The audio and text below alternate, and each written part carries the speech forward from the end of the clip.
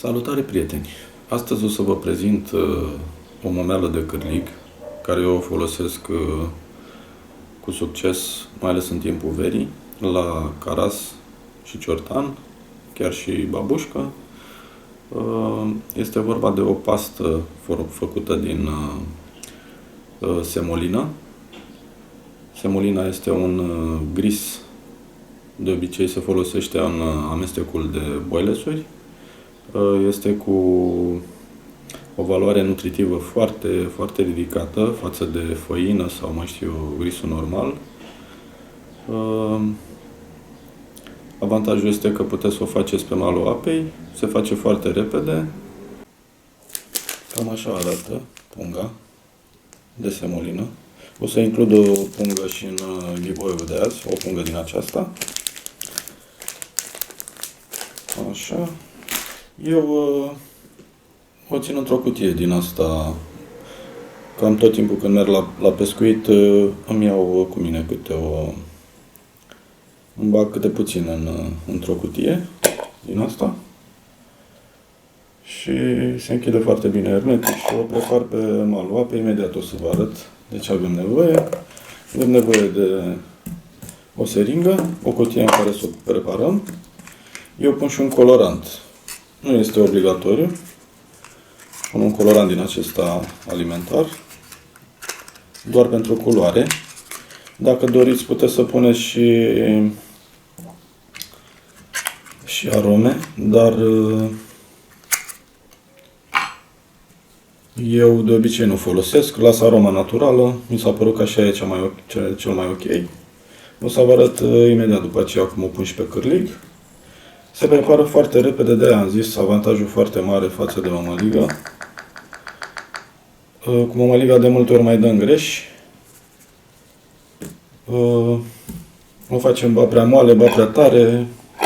Peștii poate sunt pretențioși și asta putem să jonglăm cu ea pe malul apei. Se pune puțină apă.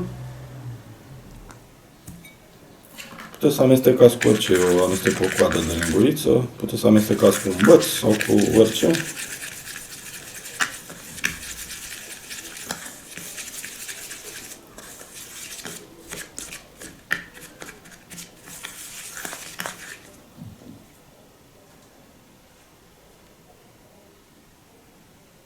Puneți câte puțină apă. În caz că puneți prea multă apă, nu e nicio problemă, mai puneți semolină peste. Ideea este că trebuie să fie foarte moale. Trebuie să fie atât cât să stea lipită de cârlig. Dacă este prea tare, nu o să mai ia așa de ușor peștele. Ciugoale un pic de ea și o să o las așa. O să pun și puțin colorant.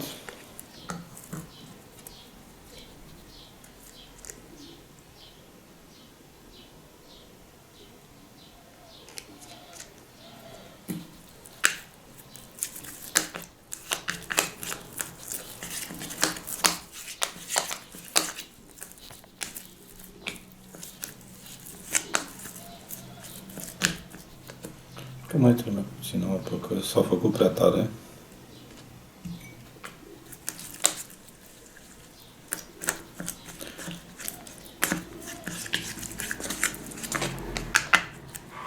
Prin teste trebuie să ajungeți la o compoziție să fie destul de moale, doar cât să stea pe cârlig. Cam asta este ideea.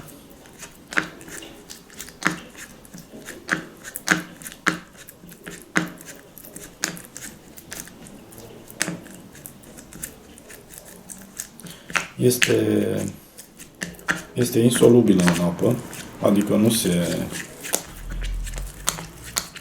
nu se dizolvă. O să rămână pe cârlig atâta timp cât o lăsați.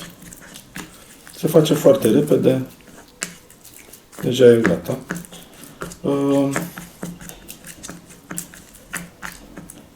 Trebuie lăsată cam 5-10 minute după ce o umeziți, ca să mai tragă apă și îi vedeți după aceea consistența.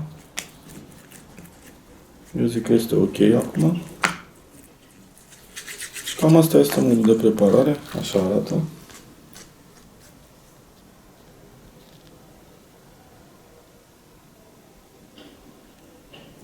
Așa trebuie să fie. Să nu curgă, să nu fie nici prea mare, nici prea tare. O lăsăm cam 5-10 minute. Până atunci o să vă prezint despre ce e vorba în giveaway-ul de astăzi și ce trebuie să faceți ca să participați. După aceea o să vă arăt cum se pune și în seringă și cum o pun eu pe cârlic. Și cred că este ok acum. O să vă arăt în continuare cum o pun eu pe cârlic și cum o pun în seringă. Puteți și cu un băț, chiar dacă nu aveți seringă, să o puneți pe cârlig. Am mai tras puțină apă, consistența este cam așa acum. Are o culoare puțin gălbuie, este foarte bine cum este. Pur și simplu luați un băț sau ce aveți. Puteți să folosiți o seringă, eu am una de 20 de mililitri. Puteți să folosiți și mai mare.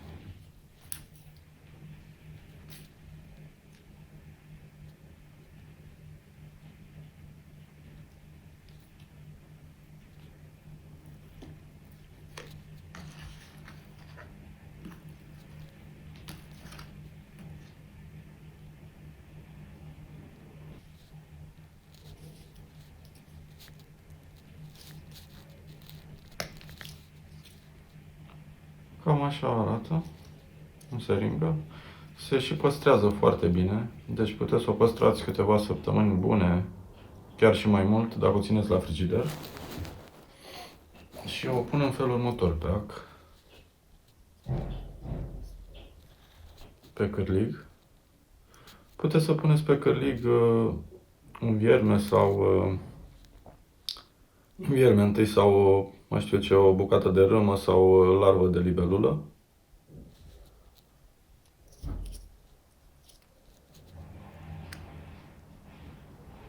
Se pune foarte ușor. Cu siguranță peștii o vor digera foarte, foarte ușor. O să vă arăt cum stă și în apă.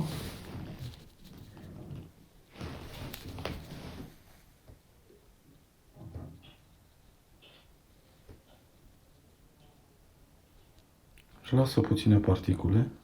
Ia uitați. Pe fundul apei mai sunt valuri, mai în mișcare, deci sigur o să fie foarte, foarte atractivă.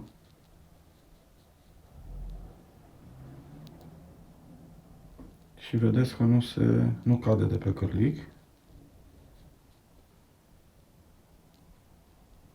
Am vrut să vă arăt, uitați cum arată după aproximativ 10 minute, ce frumos lasă un nor și încă este solidă, dar totodată este foarte, foarte moale. Dacă tragem un pic de ea, o să cadă.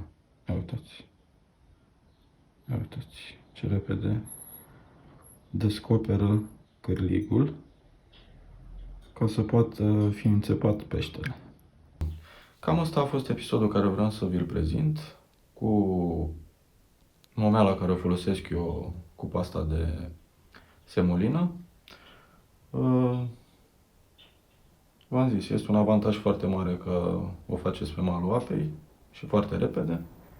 Dacă vreți, puteți să dați un like și la pagina de Facebook, este în descriere, Fishing Close-Up. Să auzim numai de bine. Până data viitoare, sănătate și numai bine vă doresc. La revedere!